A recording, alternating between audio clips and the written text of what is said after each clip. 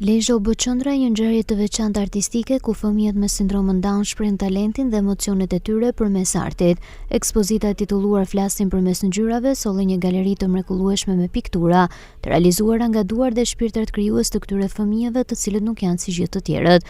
Me ngjyra të ndezura, forma të larmishme dhe një ndjeshmëri të thellë artistike, çdo vepër pasqyronte botën e tyre të pastur dhe mënyrën unike si e perceptojnë realitetin. Unë jam Adel Duqi, me eksperiencë shumë të veçantë. Prej 16 vitesh kam ofruar terapi nga qendra Jonathan dhe edhe disa të ekspozuar nga të rinj edhe vullnetarë dhe qendrës Jonathan, duke parë artin tonë. Shikojini dhe shijojeni. Ekspozita organizua me qëllim për të ndërgjegjësuar shoqërinë mbi aftësitë dhe potencialin e fëmijëve me sindromën Down, duke treguar se arti është një gjuhë universale që ka përcen çdo kufi.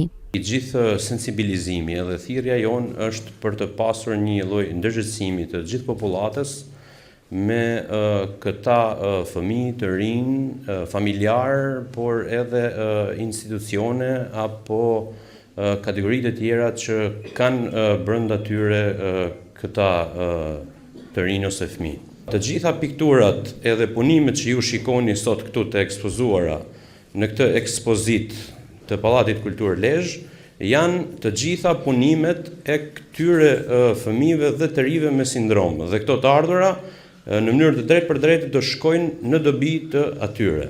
Është një ndër evente që domosdoshmërisht ne duhet jemi, që është e vërteta, sepse është momenti për t'ju dhuru dashuri dhe për të marrë për tyre gjithë ato që ato bëjnë, duke u përpjek të jenë në rrjedhën e një jete normale, duke u marrë me art. Kërkes duhet na ndërgjegjësoj që çdo ditë e jona, çdo moment i joni duhet të jetë një moment për kujtesje, vëmendje, sepse për i vërtetës në shoqërinë njerëzore të gjithë realisht mund të jemi të ndryshëm në prekje, por jemi të barabartë në të drejta.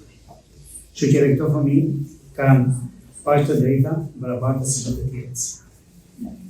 Por në vërtetës ata edhe dje dhe sot edhe nesër janë aty në mes të shoqërisë. Ata nuk kanë nevojë për mëshirë, ata kanë nevojë për kujtesje, ata kanë nevojë për dashuri.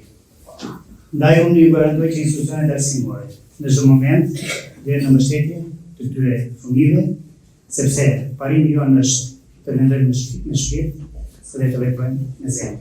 Në këtë ekspozitë u prezantuan 61 punime të fëmijëve me sindromën Down, duke tërhequr vëmendjen e shumë të pranishmëve, ndërsa të ardhurat që do grumbullohen do të shkojnë për këtë shtresë të shoqërisë.